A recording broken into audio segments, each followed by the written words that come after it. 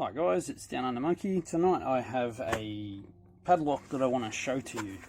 Let me just fix this light. It says on the box there, Australian made. It is a Carbine CDEP, which is a dual entry padlock. Now it says no cylinders, but I do have cylinders installed in this one. So, 2 sets of keys. I'm probably going to like this lock. I know I like it. Hence the reason I have it. Comes in this fancy little paper. Get rid of that. And there it is. It is a beautiful round-bodied aluminium padlock. Here's the Carbine logo with the CDEP. Beautiful chrome shackle. Well, molybdenum, but yeah. And here we have it. There is the dual entry system. So this is generally used where two services need to access the same gate or door or area. So it does come in 2 sets of keys and nice little pop. It's a bit muffled, the pop, but definitely a nice thing. So that's 1 set of keys, then you get the next set of keys in the bottom one, and it works like that. Now it is key retaining, so you can't physically remove that key while the shackle's unlocked. You also cannot use the second key at all when the other key is already in there and it's unlocked. However, if you put the key back in, the shackle back in, you can use the second key, but it sort of they negate each other, so you can't you have to use one or the other. Really cool padlock. I really like it. Today I'm going to pick this and gut this because I haven't seen a video of this being picked or gutted yet. So they're just the standard C4 keyway, and looking at the bitting on both of these keys, 2, 3, 4, 5, 6, they look like a 6-pinner to me. And there's your bitting for both keys. One's okay, one's a bit flat. Interesting thing about this is I will be tensioning counterclockwise because both of the cylinders work turning counterclockwise. So let's get stuck into it. It doesn't matter which one I pick first, I'm going to pick them both anyway. Now this can be retrofitted with different profiles. Yeah, it's pretty cool.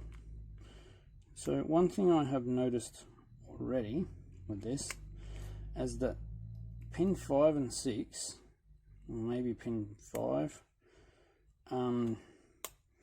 tend to be a bit harder to set than the rest of the pins. I'm not sure why that is because I haven't pulled it apart yet, but definitely it gives me a bit more grief trying to set the back pins for some reason. I'm not sure. Now I'm just going to move to a higher hook. I clearly did not set something. So there's the first one. Okay. And now I'll flip it around. Just move that back. It's not quite at 90 degrees. And I don't want it interfering with the next one. Alright, so I am pulling that way with my tension wrench. Yeah, so I'm actually looking forward to seeing what's in slot 5 or 6 up the back of this thing. If anything, I don't know. So you'll be finding out at the same time as me. It may be nothing, you know. It may be something. Not sure. Got to pick it first. Okay, so that sounded set. Geez, I hope I've been in frame. Sometimes I tend to drift off. Alright, I'm just going to pull this out for some high lifts, potentially, if I haven't overset everything, which I have a habit of doing. There we go. That is the second one picked. So what we're going to do now is we're going to gut it. I'm just going to move the camera down. Oh, it did come with this little piece of paper, which will make more sense in a second. It's just the orientation for the cam on the back of the lock. So that'll make more sense in a minute. Let me just grab a screwdriver.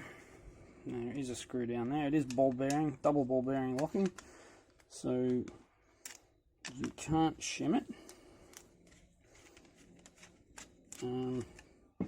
Being an aluminium lock though, I don't think it's super high security, the body. Okay, so there's the base plate, and you can see that both cylinders fit in there. And there's both of our cylinders. I'm just going to pull out the left one, not the right one. Geez, I don't even know my right or left. And the cam's actually stuck down in there. There's the cylinder. So nothing special about the cylinder.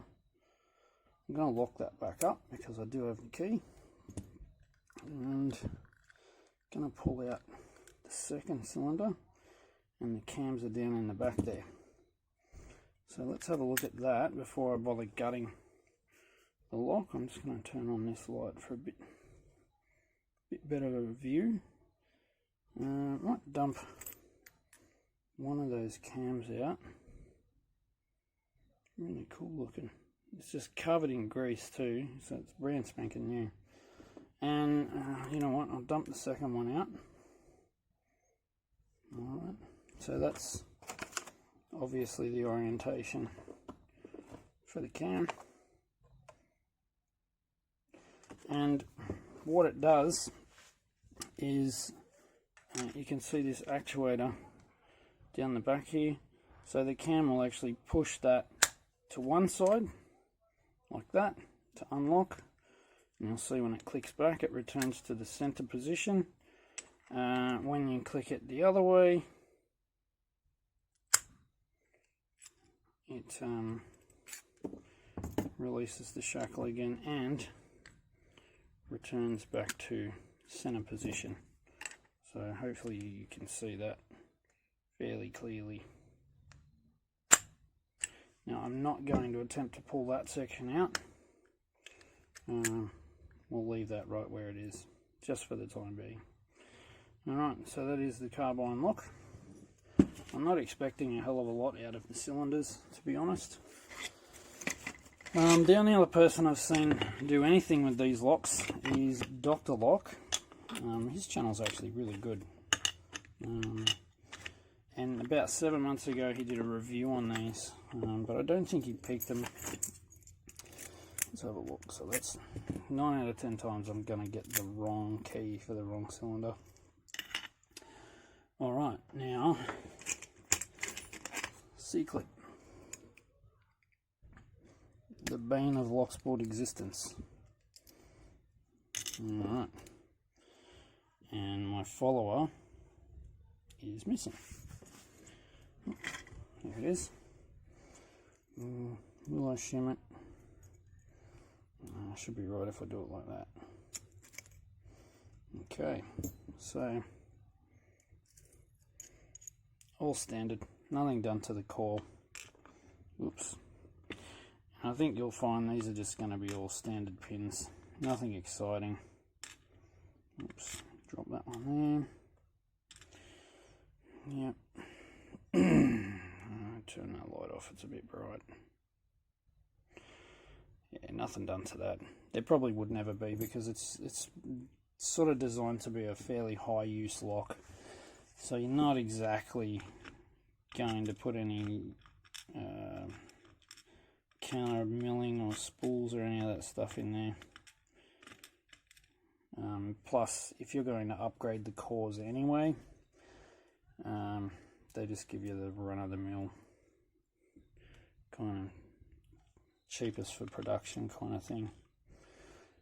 So balanced pin stacks, which is good. Generally means that you can't use a cone pick on these. And all standard springs. I'll just dump all those real quick.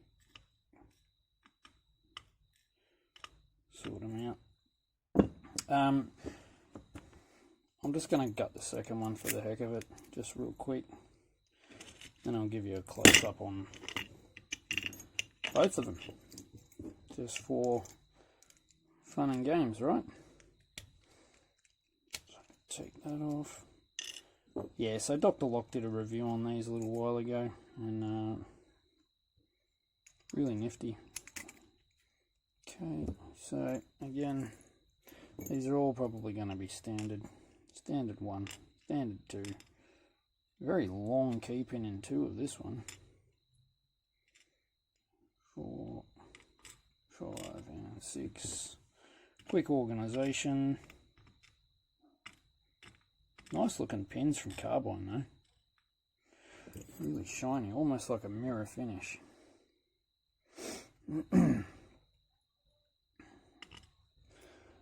And obviously balance pin stacks. When I saw this lock I was like, oh man, I've got to have that. That looks awesome. Maybe down the track I'll look at making it, if I can, somehow modifying it to make it a dual custody lock as opposed to a dual entry lock, which I think would be pretty cool. And there you have first cylinder, balance pin stacks, second cylinder, balance pin stacks, and obviously nothing done to the Bibles, but they do have inspection ports here. You can't get a pin out through them.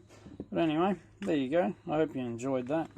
That is the Carbine CDEP dual entry padlock. Picked, gutted, and vaguely explained. Thanks for watching, guys. Have a great night. Any questions, leave them in the comments. If you haven't already, give the video a thumbs up. And if you like what you see, subscribe for upcoming content. Take care. See you later.